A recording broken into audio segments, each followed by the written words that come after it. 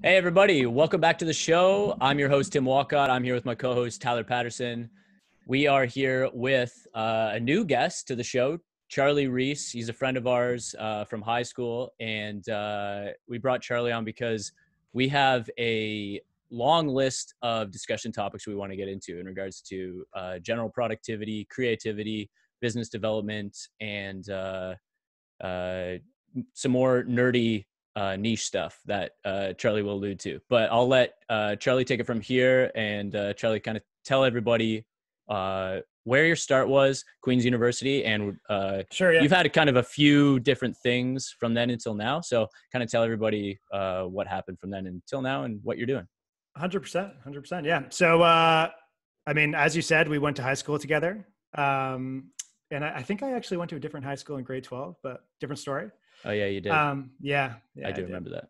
Yeah, that was a bummer. But I went to Queen's after, did a degree in commerce, which is like just a fancy name for business. And I had a focus kind of in like accounting and finance. That's where most of my courses, I guess, that was the topic of most of my courses. They were kind of like tangents on different areas of accounting and finance. Mm-hmm. And around my last year of university, I decided I wanted to work in investment banking. Because I just heard it was a good place to learn a lot. You learn a lot of skills, like you get really good with Excel and doing analysis and also putting together presentations. And you get to see like some strategy stuff, kind of like management consulting or like being a lawyer for a couple of years. Like you just pick up a lot of really good skills. Okay. So for a year, I recruited trying to get into an investment banking, and I finally got a job right after I graduated, after a year of recruiting at this company, Rothschild. And great company. Toronto? Yep. Yeah. Okay. Yep. So they had a small office. They focused on metals and mining deals, and super smart people there. But the hours were brutal, even for investment banking. Like I remember when you said, I remember talking to you then. Yeah. I mean, just doing the investment banking thing is brutal, and like 80-hour weeks is like pretty standard, but it was bad there. It was really bad. And, super hard working team, learned a lot, but I just couldn't take it after like a little over a year. Mm-hmm. So I switched to Wells Fargo, doing similar stuff, but for a different bank. Yeah. And I was there for about a year and a half. I liked it a lot more. The hours were a lot more reasonable. People were a lot more understanding even of like your time off, and kind of like respected personal boundaries a little bit. But after a year and a half doing that, I just kind of decided it wasn't for me. It was just still too much. Like I didn't have enough personal time, and there's a lot of things I was getting interested in that I just didn't have time to like learn about. Like I was starting to get super interested in software. It's like at those companies, I think about 20 to 50% of what they pay you as a salary, they spend on software products for you. So like Bloomberg, if you've heard of that, or like FactSet, Capital IQ, whatever, super expensive tech products with financial data that you use to do your job, and you can't do your job without them. You just can't. And so I was getting more and more interested in how these tools worked. And it kind of led me towards software development. And I was like, okay, like I kind of want to understand how they're actually built. And so I started playing with coding a little bit. And then as I was getting more and more tired of my job at Wells Fargo, I was like, I'm just going to quit and learn to code. So I quit. I had saved up enough money that I could do it for like a year or two. And I kind of traveled around the world for a little bit. I went to Thailand for a little over a month, went surfing in Costa Rica for a couple of weeks. And like the whole time I was just like learning to code. That's cool. It was wicked. Yeah. I did some skiing in the Rockies for a while, which was wicked as well. So you did that for a year, right? Like you didn't have, you just did coding school for a year? Or like working on my own projects. But yeah, so okay. I did an online curriculum. It was called Launch School for 6 months, just kind of as like a way to like sequence my learning. So it's such a steep learning curve, and there's actually a lot of things you need to learn to be able to build an app start to finish. Like it's not like you can just learn one language and then it works. Because like there are different languages that like call the code that you wrote, right? Because it needs to run on an operating system somewhere. So you need to learn how that works well enough to run it. You need to learn how to provision a computer like somewhere like in the cloud to like run your application. So you have to learn all that stuff, and they did a good job sequencing it, which is why I did it. But yeah, after a year of doing it, at first I was like, I'm going to learn to code, and then I'm going to get a job as like a product manager or something, you know, like something like kind of in between like business strategy, but also like a little bit tech. And I kind of just fell in love with coding. I was like, it's wicked that you can just like have a thought on a way to do something and then write out the code. And then it just does exactly what you told it to do every time. And like, doesn't complain. Like you can just run it at the same time every day and it just produces, you know, and it produces exactly what you're expecting. You sound like you have a tiny bit of animosity there, Charlie. You know what? Get it off your brain, dude. Now I'm thinking I'm like a control freak or something. Like when I say it, it sounds a lot worse, right? I love coding because it freaking listens. The only thing in my life that does what I say. Yeah. I don't know. Maybe I do have a control problem. But I mean, I did like that. Yeah. And you also, it's just fun, like solving problems, you know, like for a similar reason that people like doing like a crossword or a Sudoku or whatever, when you're like writing algorithms to solve various problems, like you're doing that all day as a job. And I liked that. Okay. So I was like, I'm going to get a job in software development. Yeah. So I eventually convinced a startup to hire me eventually. And the startup was called Tulip, and they basically make like an in-store CRM kind of like, if you've heard of Salesforce, which is for like managing leads, it was like that, but for retail customers. So like one of our customers was Kate Spade. And so what they actually used it for is when someone came into the store, they could like show them everything they had for sale. And then they could also text them like personalized messages to try and like sell them a new handbag that came in that like matches their like whatever. Yeah. So I started there, was there for a year, and then ended up just getting like a really cool opportunity came up at RBC Ventures, which was part of RBC, the bank. It's like kind of like their tech accelerator incubator arm.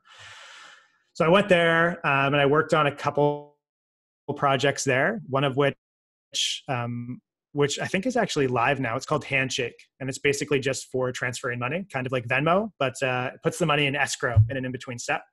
So like if you were buying a used car and you were like, I'm uncomfortable, like literally carrying around a bag of $5,000 or like is it called like a certified check or whatever it is, where they like take the money out and someone can just deposit it. Yeah.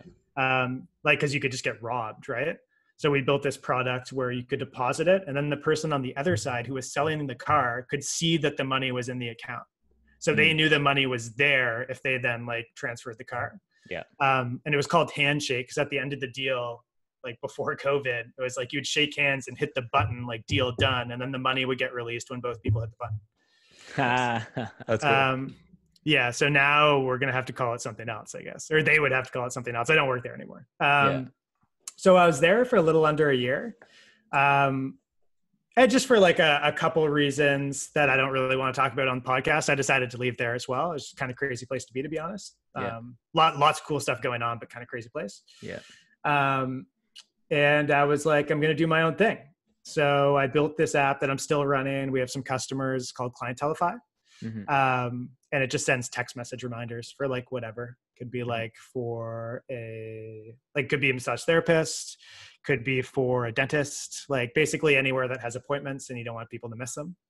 And that's also good for like getting people to leave reviews and do that kind of stuff. But I built that, was slowly growing that. And I was just like, I was projecting out like, okay, I have this much savings. This is my runway, whatever. And I was kind of like, well, the app is built and like, I could go really hard selling it, or I could just like get a job and have infinite runway and just like keep selling it though. Yeah. Like even if it's automated, like Facebook ads, whatever, I just set them up and then like 0 hours a week. Like the app's really stable right now. I haven't had any bugs come up for like a couple months. So it just like runs. I don't need to do anything. And then when I try and like make alterations, I can do that. Anyway, for that reason, I decided to get a job, got this job at CPPIB. And now I'm actually like kind of in between software engineering and finance. So CPPIB, for people that don't know, it's the Canadian Pension Plan Investment Board, and they invest assets for Canadian pensioners so that they'll have money when they retire. So anyone who pays money, anyone who gets money, like in a paycheck, you'll see CPPIB come out, like there'll be like a CPP row and it'll come out of your paycheck and it's going into this fund so that it can be invested so that you have something when you retire. Yeah. Okay. So we invest the money, the company.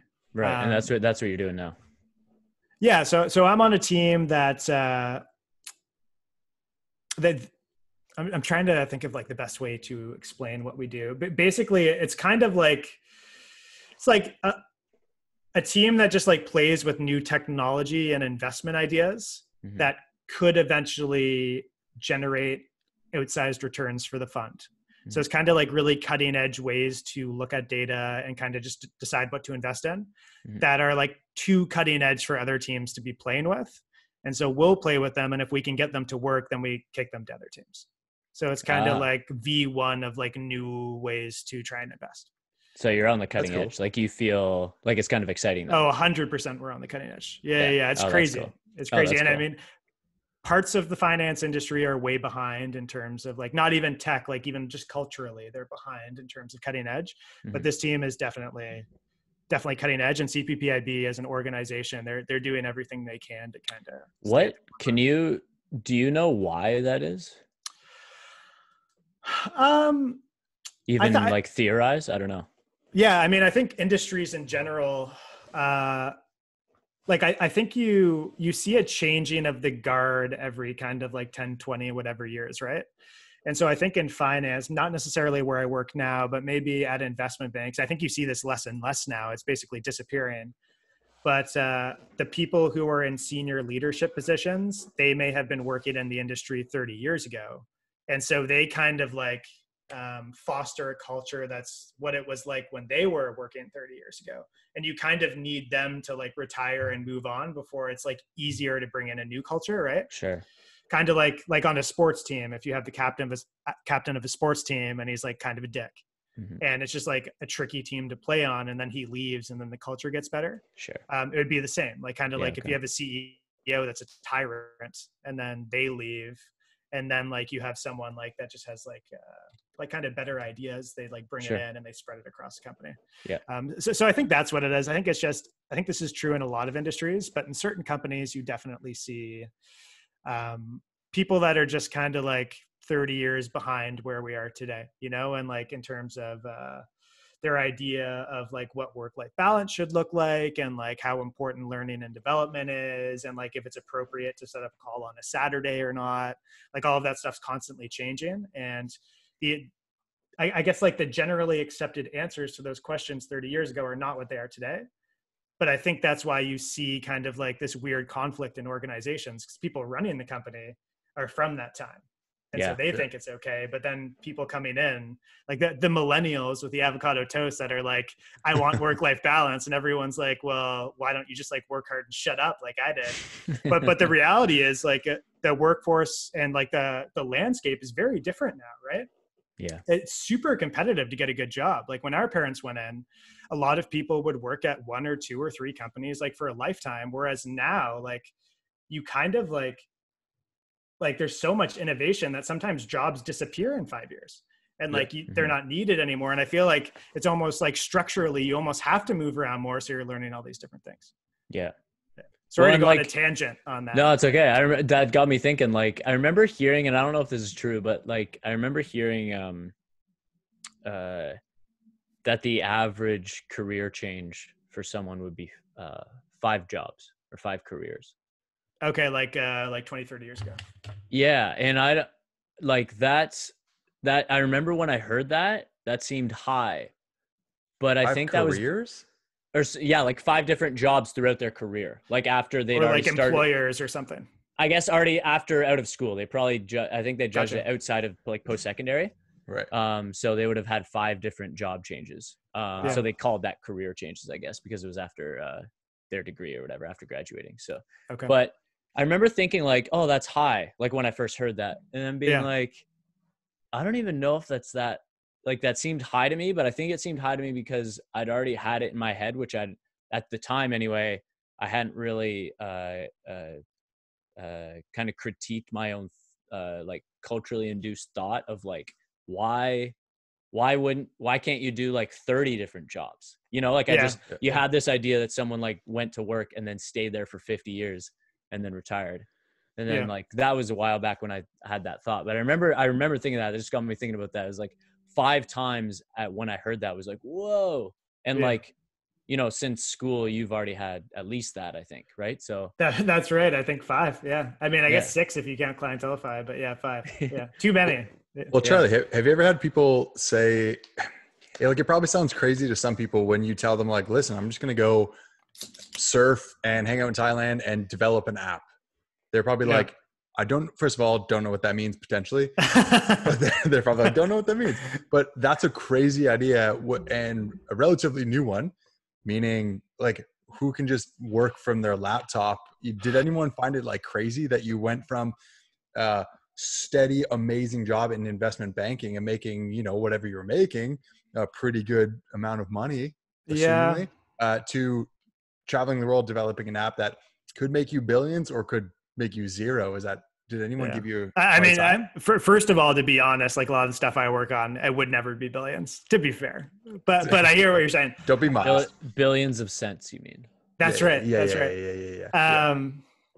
Yeah. Everybody, like parents concerned, everybody. But I think the like there's a lot of different ways to look at different decisions you can make about your career, or about like your friends, or about where you live, or just anything. But the way I was looking at it was like, what's the actual risk here? Like I have money saved up. I have 1 to 2 years. What's the actual risk of not doing anything and staying in this job I've decided I don't like, and like where pretty much everyone except 1 or 2 senior people I worked for seemed super unhappy, had a lot of money, but super unhappy seemingly. What's the real risk of like kind of learning something new that's kind of slowly taking over the way the world is run, which is like software and technology. Yeah. And maybe finding a job I enjoy, or maybe not. And then I just go back. It's kind of like the worst case scenario was I would try something, learn something new, get a new perspective, like spend a year of my savings and be like, oh, that didn't really work out. And then just go get my best case scenario was like, well, I get to spend a year. I guess I got to spend a year surfing and like learning whatever anyway. Yeah. But like I learned these skills, I love it, and it opens a bunch of new doors for me, and I really enjoy my job. And that's what ended up happening. And it wasn't the best case scenario in the sense that like I built an app right away and became a billionaire. Yeah. Not that that's necessarily what I want either, to be honest. But it kind of opened up all these new doors that I was super interested in, and they like kind of all converged a little bit at the end again. And like now that I'm working kind of in finance and in tech at the same time, and I really like it.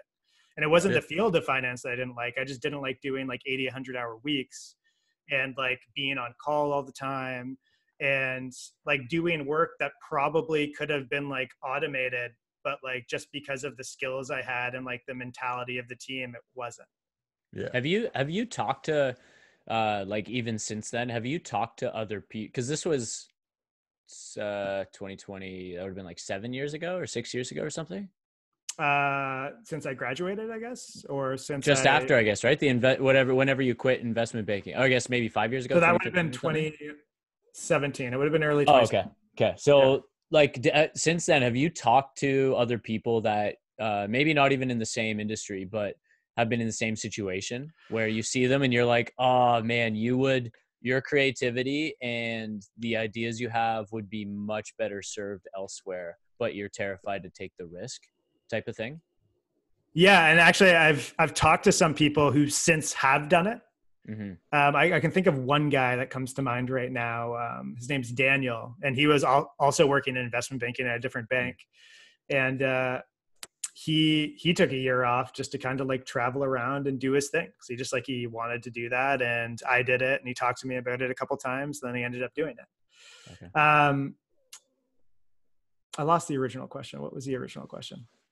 Just like have you talked to people that have been in that situation, the same situation as you were? Because I think like what you just explained before there is like kind of fantasy for a lot of people. They think it, they dream it, but no one takes action on it. You know, it's kind of like, it's the whole like, oh, I wish I could do that, but I won't because that's scary. Gotcha. And what I was going to say, I forgot, was that I do talk to people a lot, and I'll often just be like, well, why don't you just like kind of like playing devil's advocate a little bit, like not even necessarily suggesting that they should do it, but like if someone's like really bitching about their job and I like know they have some savings, I'll be like, you just quit. Yeah. Like, what's the problem? You know? but people don't seem to want to do that. And I think it's because people, I think it's two, I mean, it's a lot of things. I'm not even going to pretend to know what it is, but the two things I've noticed is I don't think people do the math in terms of like, literally, if I save like maybe I'm going to go to Thailand for a year, like you can live well in Thailand for $1,000 once you're there, like really well. That would cost $12,000, like after you got there. So it's kind of like, what's the actual cost? Like if you wanted to live it up more and travel around more, maybe it's more like $36,000. Like how much do you spend in a normal year if you're working as like a management consultant? Like you probably make like whatever after tax well over that. Like save some of that for a couple of years and then go do what you want to do, and then like just go back to management consulting. Like you can do that for the rest of your life. So I think it's partially people just, I think they assume they're going to continue, or maybe they just want to continue spending the same amount they have been spending. And because of that, they look at the numbers and they're like, okay, well, I spend $7,000 a month. And so I can't do this because like I'd need like $100,000. But like if they were just able to spend a little less money, all of a sudden it opens that door up. So I think people get tripped up there where it's like you could just spend less money and take a year off. That's interesting then. So like the aspect you're talking about there is just poor personal finance habits. Yeah. And you also just get into the habits of like spending what you spend. So if you get into the habit of going to fancy restaurants, it's kind of like, well, you could just go to like restaurants the same amount. Like you don't even necessarily need to not go, but just like not as expensive ones.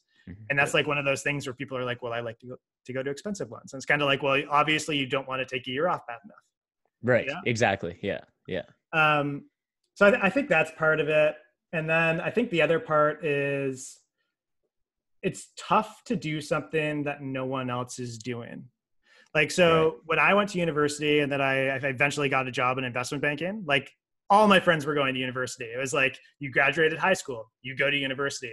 Very easy decision to decide to go to university. It was like, everybody's doing this, I'm just going to do that too. Yeah. And then when I was like almost done university, a bunch of people were like, people who are cool get jobs in investment banking if they have like high enough grades. And I was like, I'm just going to do that because like everyone who has high grades, who's like pretty hardworking, is doing that. So I'll do that too. And it's really tough to decide like, you know what, I actually want to take a year off and like live in Alaska and like build a log cabin. Cause there's like not a lot of people do that, you know? So like all of a sudden you're like sample size 1. Yeah. And like, everyone's like, what are you doing? Like you were on the track that like everyone's on the track. Well, and like, even to what you're saying, like from like a social pressure perspective, not even familial pressure, which like, I think everyone knows how much that is for some people, but just the social pressure. It's like, if someone asks you and you're in grade 12 and they're like, what are you going to do next year? And you're like, I'm going to go to school, or I'm going to go to college and university. And they're like, no one goes, that's crazy. Aren't you afraid of the risk? 100%. And like everyone's like, oh, good, safe move. Good, safe move. Good for you. Yeah. You know? I mean, that's why they have programs in like elementary and middle school that are like, don't succumb to peer pressure. Like don't smoke marijuana. But like if all your friends are smoking weed in the bushes, like maybe you go smoke weed in the bushes. I don't know. Like it seems like a reasonable decision. Right. But like for that same reason, like heroin doesn't seem super reasonable. Right. You know, because like you don't have all your buddies like shooting up behind or at least I certainly did not. I don't know. Not a lot of heroin in Aaron? Is that places in the world you do? I don't know. But I don't know. I guess that's culture, right? Just like doing what other people have done. And I think for humans, it's like second nature. Humans are pack animals. Like I feel weird if I haven't talked to people in a long enough time. And I feel a little weird if I'm doing something and I haven't seen other people do it. Yeah. So totally. It's not that I didn't feel that way a little bit, but I think that's the second huge obstacle to like kind of deciding to like kind of do something not even crazy, like something that I think logically could make total sense. For me, it did. That was a good decision. It always was, even before I made it. Yeah. But it was a decision that not a lot of people had like made and done that I knew certainly. Yeah. And so it was like new and scary for that reason. It like wasn't a path. I have a quick story for anyone that's like, I can't believe Charlie did that. I came to your place once, Charlie. It was a Friday night. I got to your apartment at 7:30. You just got home. You started working at 6:30 a.m. And you were like showering, you know, you set up a couple of drinks and we were going to a concert. We were going to a Kygo concert. Yeah. And so we like, you know, had a drink And 8:30 comes along, and Charlie gets a phone call, and you have to come back in. And he goes, like, we're going to the concert in like 5 minutes. Like I just can't, and they're like, no, you have to. And you're like, I don't know what to tell you. Like, I'm going to a concert. I just worked 12 and a half hours, almost 13 hours. Like, I just need to stay here. And so when you told me, Charlie, that you were going to stop being an investment banker, I was like, yeah, checks out. I was completely like, of course. And then you were like, well, I work tomorrow too. Because we actually left your apartment like way after you did, because you went to work the next day. And I was like, yeah, it was brutal. I had to get up like pretty early considering. And yeah. So and I feel like people were like a little upset that I like couldn't work that night. I was like, I was in the office until whatever. And I was back in the office Saturday morning. Yeah. Like you were out of the office for like 12 hours or something. Maybe 12 hours. Yeah. When realistically you should be able to sleep for 9 of those hours, you know? And then that's like 3 hours of work I could have done though, Tyler. Like if I slept for 9 hours, you know, like right. That's true. Yeah. But it's just funny, like looking at, you know, all these people that go, that's crazy. Why would you do that? They're probably looking through the narrow view of success equals more money. Yeah. And like, I think a big part of it too is people get bitten by the prestige bug where it's like, oh, I work wherever. And then like, they're like, oh, but like, and that's pretty good. But like, I could work at like McKinsey or Goldman Sachs, and they get there. And then people are like, well, that's pretty good, but you could work at KKR. Like, don't you want that? And they're like, yeah, I want that. Yeah. And so it just never ends, you know, because like it has you work like at a KKR, brand loyalty from like an employee perspective. Well, you get like hooked on like, you get hooked on the status, right? You work at KKR and then someone's like, well, aren't you going to like run for president or like for office? Like, can't you do that? Like, why wouldn't you do that? And you're like, yeah, I should do that. Yeah. You know, it's just like, like at some point you need to just like be okay with it, you know? And I think a lot of people that are pulled into like very hardworking, high pressure careers, like law, management consulting, maybe accounting and investment banking, a lot of stuff. I feel like there's an element of status where it's like, yeah, like I kind of hate my job, but like I'm making pretty good money and like people think it's cool. So I'm going to like keep doing it because like my identity is my job now because it's all I do. And like it has high status. So like as soon as you quit, it's like your status evaporates. It was like you were your job because that's all you did. Now you don't have an identity. Yeah. I think that's like, I can't speak personally, but just from like what I've heard with stories of like professional athletes, kind of similar. 100%. Cause like, that's who you were. Like when Tom Brady like finally hangs it up, it's like, who is he? He's like an ex-football player. Everyone's going to like know him as that. Yeah, that's true. So, I mean, maybe not after the foursome golf game they did recently. I didn't see that. Did you guys catch that? No. What was that? I didn't watch it. It was Tiger Woods, Phil Mickelson, and Eli Manning or Peyton Manning. Yeah.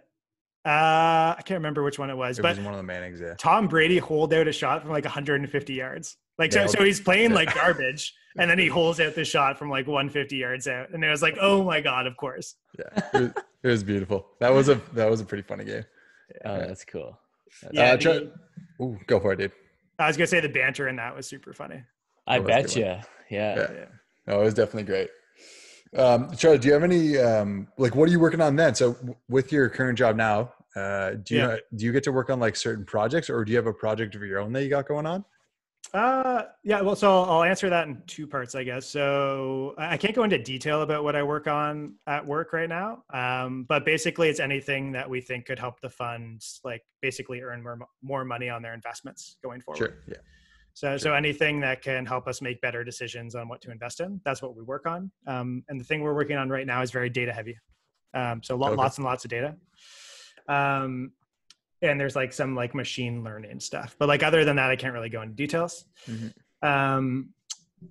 In terms of personal projects, I still work on Clientelify here and there. The thing I'm spending a reasonable amount of time on now, like maybe 10 hours a week, sometimes a little less, is I have this idea that most software as a service, like SaaS applications. I'm trying to think of like a very popular example, like Apple Music or Spotify would be a very popular example of a SaaS application. They charge you monthly, they provide service. Okay. So most simple SaaS applications, they use very similar boilerplate code to get set up. So like the code to charge people monthly and like upgrade, cancel plans, very similar. The blog they have on the site, very similar needs. Like the user sign up and creation flow, the ability to like log into a dashboard. All of these things are pretty similar across different applications. So I had this idea that like, what if you could launch a SaaS application without writing any boilerplate? Like you could just like literally click a button and all of that was done for you. Like blog was done for you, charging people was done for you, signing into a dashboard done for you, like landing page, rough layout, just set up. And so I've been working on a handful of open source pieces of software, which just means you can download them and use them for free, like anyone can. To accomplish that. So like basically being able to release a SaaS application with the click of a button, like a skeleton SaaS application that just like works and is publicly available immediately. Wow. So the thing I'm working on right now, it's called Terra_boy, BOI. Oh, wow. And, that's fantastic. And the underlying framework it's using or technology, it's called Terraform. And so what Terraform does is it allows you to describe like the servers and whatnot that your application uses as code. So you can be like, okay, I need like 3 application servers, like a database that looks like this, like whatever. And then you can just hit go, and then it creates all of those things in something called AWS, which is like a cloud server or cloud service provider that like allows you to basically rent access to servers and databases and whatnot to run SaaS applications. So I've released this already. It has about 5,000 downloads. Hey. And I'm re-releasing another version. So like version like 0 is released, and I'm going to release version, what will probably be 1. I might release it under like 0.1 instead.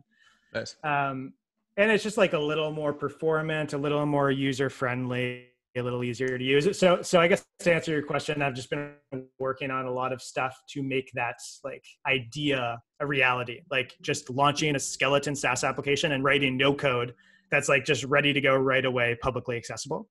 Because there's not really anything that allows you to do that today. I was going to say, so there's nothing like that right now. And that's my next question was, is there, right now it's for free, but is there a business model behind that? Like, so that like part of the idea is like anything that's successful, you can monetize. Like you have the eyeballs. That's what Facebook was. It was like, we have the most eyeballs. Like now we're just going to monetize it. And so that's why it was valuable.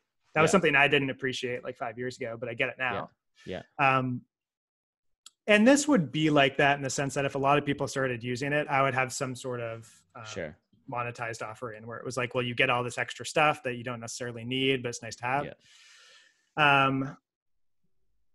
Is that how a lot of like different, just generally speaking, software development stuff like that may be used by the public? Is that how a lot of them start, where it's like they start for free and then if they gather attention, then it's monetized, where it's like, oh, people like this, I guess we have a free version, a premium version, or now we sell advertising on it? Or I think it really depends on the business model and also the source of funding. Okay. So a lot of VC funded startups, they're free because they don't need to make money right away. Right. Because they raise a bunch of money and they can just lose money until they run out of money, and then they just raise more money, which is the usual path. They usually just raise a bunch of money in several rounds, or hopefully eventually they make money. But like that is kind of not the usual path. Usually they IPO before they're profitable. And so they get money from that and they use that money to continue funding operations. Okay. But that is a common model. But the software I'm building is kind of like, it's software that developers would use. Like it's not like Spotify where you can create a free account and then just the stuff I'm building, other developers would use to create something like Spotify. Sure. So you're making it easier for them. Yeah. And in software and in a lot of things, like there's this idea of different levels of abstraction. So part of the reason why, other than the internet was probably the biggest reason, but part of the reason why software didn't advance super fast, like 50 years ago, because you still had a bunch of programming languages, servers, whatever, is the code was a lot lower level. So to build anything substantial took a lot of time, a lot of developers. And then people built these other like programming languages that actually compile down into that first like set of languages.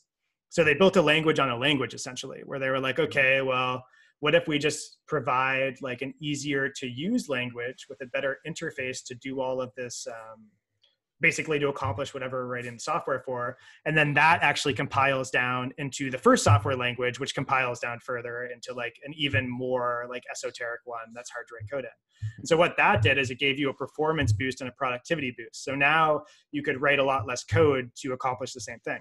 Okay. And so this idea of basically building a framework that uses open source frameworks to release like ready to go SaaS applications is abstracted a couple levels higher than that. So like you have frameworks that use languages, but package together a bunch of functionality you need and you can just use them. So that abstracts you a level higher. So all of a sudden you can be even more productive. You don't have to build that yourself. Sure. And then this is like abstracted a level above that. Okay. Where it's like it's open, it's like an open source framework or a piece of code that uses a bunch of open source frameworks that use open source languages that also compile into other languages. So it's kind of like another bump in productivity. So that's kind of like where the idea came from. Like how far can you abstract out? And it's like the next step out. Okay. Yeah, I hear you. Yeah, that's interesting. That have you noticed like a lot of just because with the increase in technology in general and innovation in the tech space, like have you and software development, just the internet, app development, phones, everything, everyone being like doing what we're doing now with everything, even more so with COVID, like have you noticed like because I wouldn't really notice this. I feel like actually anecdotally maybe I have a bit, but me not being in this space, I wouldn't really take my personal experience very seriously. But like, have you noticed like an increase in people learning how to code, like especially outside of school? I mean, I've seen post-secondary. Yeah, I've seen the numbers. I know more people are doing it, and more people are like interested, but not really. Like it's still such a small portion of people. Is it really? I know okay. That can do it. Like that I met before I went into the field. Okay. Like very few people I met that like weren't going into the field have picked it up and learned. Very few. Yeah. So there's still a huge opportunity, still huge demand for like software developers and people in that line of work, and very low supply. There's a mismatch still. Yeah. Yeah. That's interesting, man. But it's slowly going that way, but it's not close yet. Like in terms of the supply and demand matching, it's not there. Yeah. Okay. I was going to ask you back to your, like, when you were talking about when you quit investment banking stuff and then left to go travel and learn coding. That's right. The monologue at the beginning of the podcast. That's right. Yeah. Yeah. It was good though. Like, and I actually, when I think of you, I think of that story because that is kind of like, oh, good. Okay. Yeah. Well, cause I don't know anyone else that did that. That's pretty cool. Yeah. And I think it was a hard decision. I do respect you for it. So it's like, it is something where it's like, I think a lot of people, I think a lot of people have had the opportunity to do that, but they don't even know they had the opportunity because they couldn't even see it, much less if they saw it, they wouldn't even make the decision. You know, the other thing about that too is like deciding not to make a decision is a decision. Like the status quo is a decision, like deciding to stay where you are, that is a decision every day. The omission of action is still a decision. Yeah. There's just less, there's like more inertia to keep going the way you're going, you know? Yeah. But anyway, I didn't mean to cut you off. No, that's okay. That's a good point. The momentum is easy when it's already going. Yeah. But I was going to say, like, was that kind of decision and that whole aspect of your life kind of the first step? Maybe it wasn't. Maybe other parts earlier in your life was instead of this, but was that like kind of an early step as far as like practice towards what you're doing now, which is, you do have a day job, but you have a lot of creative projects on the side and stuff. As far as like taking, clientelify or even what you were just explaining before with the coding stuff. It's like is a lot of that stuff the creativity requires thinking outside the box and thinking stuff that people haven't done before. Yeah. You know, so it's kind of the same thing where it's like, if you keep on thinking the way people always were, then you'll never actually think up a new idea, you know? Yeah. You know what I think it was? It was the right creative outlet for me. Okay. And so there are a lot of different creative outlets, like dancing, like painting, whatever. Like I suck at painting and I don't want to get better.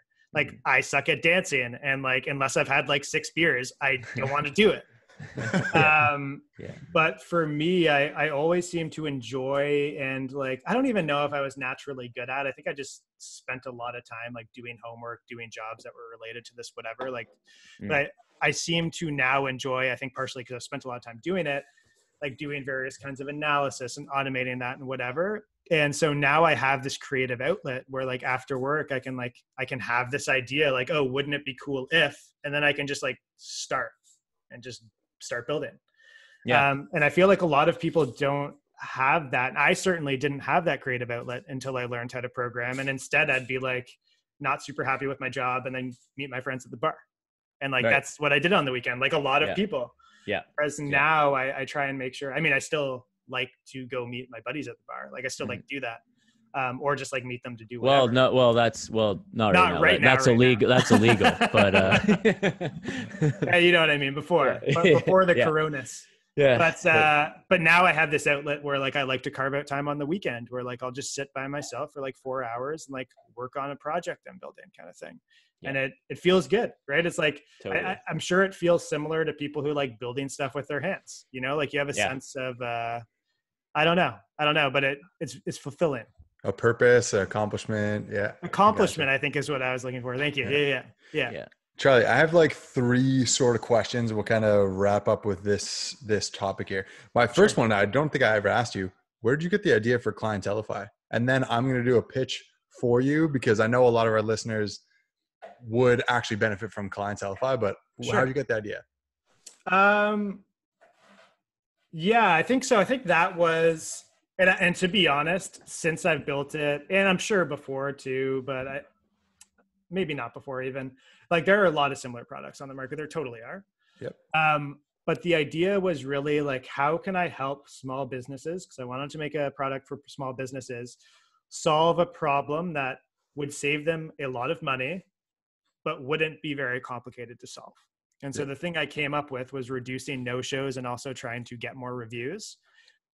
And I was like, okay, well, how could I do that? And I was like, well, automated text message reminders. Like you can do that for reviews. You can do it to reduce no-shows, which are a huge expense for a lot of small businesses, like literally like 5 to 10% of their sales, like just gone. Yeah. And most of the people who don't show up forget. It's not because they didn't want to, they just forgot and you didn't remind them. And so it's just like a really quick, easy, cheap way to solve that problem. And it was something I knew I could easily do by myself. And I wanted to try and like build a small business by myself. So that's why I picked the idea. Like wasn't necessarily my favorite idea, but I like small businesses. I like trying to help small businesses. And I knew it was very doable as like a one-man kind of like developer, I guess. It's funny. Your answer is perfect. And that's like the perfect selling point to, you know, for a massage therapist, a dentist, a psychologist, or whatever it is that you would need some sort of reminder to a person. Hey, please come, especially if it's appointment based, because if that person doesn't come in, you don't get the money. When you came to me with the idea, because, you know, I kind of answered a few of your questions that you had about it, because I'm in a field that like would require something like this. The biggest sell for me was, it's not necessarily the remind people about their appointment, because like you said, most of the other products out there already offer that. Yeah. But the actual huge selling point for me was you get to you can set up a birthday reminder. You can set up hey, how have you been in the past week? Especially if if your career is like mine, physiotherapist, massage therapist, you want to check into your clients, see how they feel, because you want them to come back in the sense of like, they will get better over, you know, with you seeing them. And from a business perspective, you obviously want them to come in so you can afford your house or whatever you're doing, right? Afford food. 100%. Yeah. But it was such a good idea to be like, you're in their mind again. Because the amount of times that I've seen, let's say, a patient out in the wild, you know, at the grocery store. And then they book like right after you see them? Literally like minutes after or a couple hours after, or they call you, text you, because it's a reminder. They go, oh, wow, I haven't had a massage. I haven't seen my physiotherapist. This is so long. So that's a huge selling point. So I didn't want to skip over that and just say like, oh, I worked on Clientelify, cool. Because I think a lot of people that listen to this podcast are massage therapists, are personal trainers, are, healthcare workers that would truly benefit from it. So I'll do the shameless plug for you, Charlie, but it was I appreciate that. Got you, dude. Charlie, it was a great idea. I have a question on that. Cause I've talked to other business owners, particularly guys who are, own small gyms or boutique gym facilities, kind of similar to ours, but usually a little bit bigger. But not membership based as far as like a commercial public gym. Yeah. Still membership based, but just not like a big commercial gym. But like a lot of them really pride their whole business model on having high touch points with clients. Yeah. Do you have any like data behind that as far as like how that, not just in our industry, but just at all? Like, have you looked into that at all as far as like how that can, cause even just what Ty was saying, like, I don't know if there's any way to quantify the level of which like staying top of mind increases business. Yeah, exactly. Yeah. I don't have hard data on that. And I think it would probably really depend on like the industry and like so many things. Totally. Like, what are you doing to reach out? Are you being annoying? Yes. Are you like, hey, come back in? It's like, people probably wouldn't like that. But if you're like, Yes. hey, I hope you're doing well since our last like massage or workout or whatever. Yeah. That almost certainly goes over a lot better. Sure. Yeah. Yeah, it'd be a lot of variables there, like what you're saying and stuff. But I was wondering if there's anything there, because I've thought about that, and I know that does matter, especially like, I don't know, someone like me sometimes thinks that text messages and things over an online medium are super void of human, like the human social emotional dynamics. But I think that's actually like very individual based. Like for me, that's how I feel. Like sometimes I get a touching message for sure, like over text or email or whatever.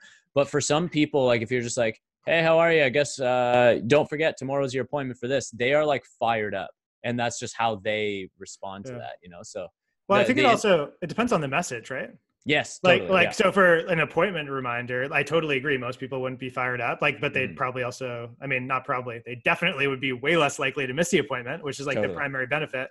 But I think in terms of doing like text check-ins, like it is also just nice to know that someone's like thinking about you and hopes you're doing well and hopes you're doing well since like your last appointment and whatever.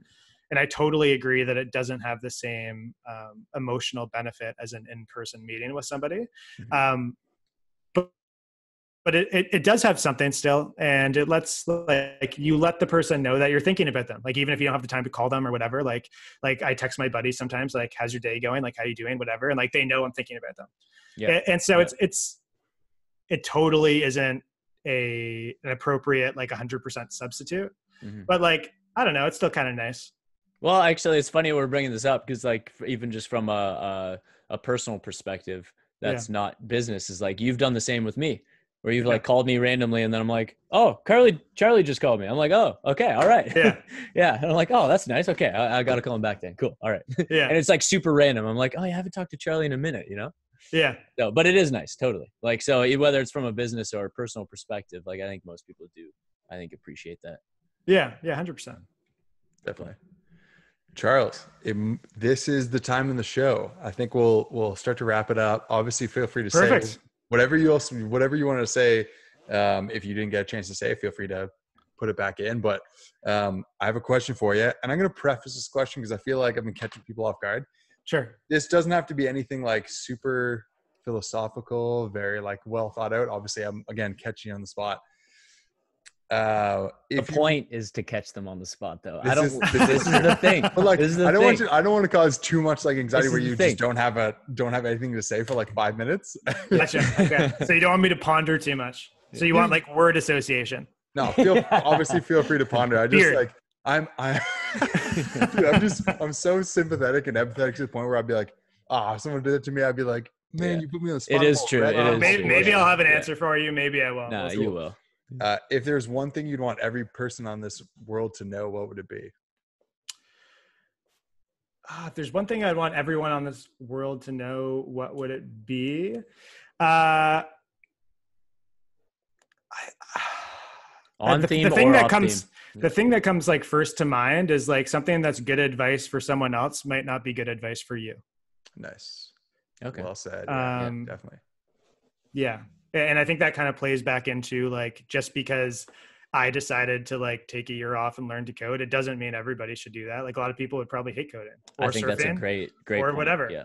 Right. Definitely. But maybe there's something in your life where if you spent like a year, like working at it, like maybe you don't even have to quit your job. Like you probably don't, but, if you did something that was maybe counter trend, that would be good for you. There's probably something that exists and it's going to be different for you than it is for me or for you guys or for like whoever.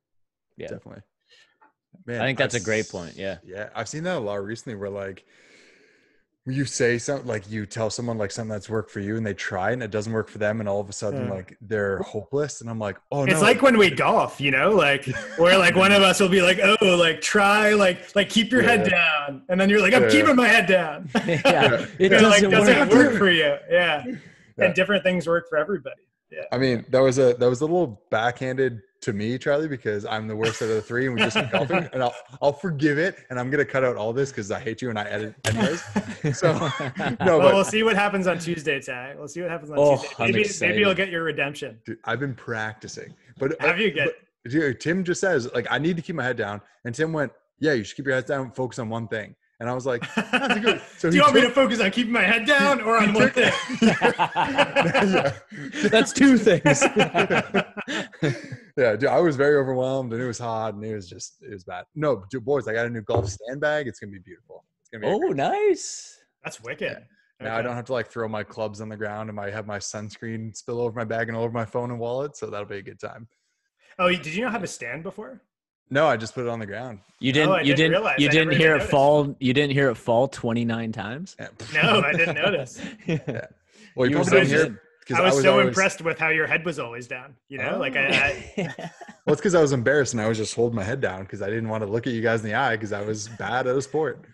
I have a fragile ego, boys. All right. I still can't decide. Like, I feel like sport is a spectrum, you know? Yeah. And I feel like some sports are like further on the spectrum than others. So I feel like the sports you're good at, Tyler, are like maybe a little further on the spectrum. Okay. Did you say I'm on the spectrum? Okay, now I'm really coming. I'm ending this. Just keep your head down, Tyler. Oh, damn it. And think on one thing at a time. Okay. Wait, which one is it? Wait, what? I'm confused. We got to end this. Dude, Charlie, thank you so much for coming on. Thanks for having me, guys. It was fun. This is awesome. Super insightful. I wouldn't rather do anything else for my Saturday night. So this is great. I appreciate that. If there was does Clientelify have a website or what's the contact there? Sorry, you cut out for a second. What was Clientelify? If people did want to like learn more about that. Just clientelify.com, or I'm sure you could also probably find links to it on charliereese.ca. Wicked. Cool. Nice. Or you could just Google Clientelify. Yeah. We'll also put in the show notes and everything like that. And if anyone has any questions for me about it, they can also ask me because I'm a good salesman, Charlie. So I'll do your brand justice. Perfect. All right. Cool. That's fantastic. Thanks again, Charles. Wicked, guys. Yeah, thanks for having me on. I appreciate it. All right, man. No worries. Bye. All right, guys. Thank you for listening. We'll catch you in the next one. Oh, hang on, boys.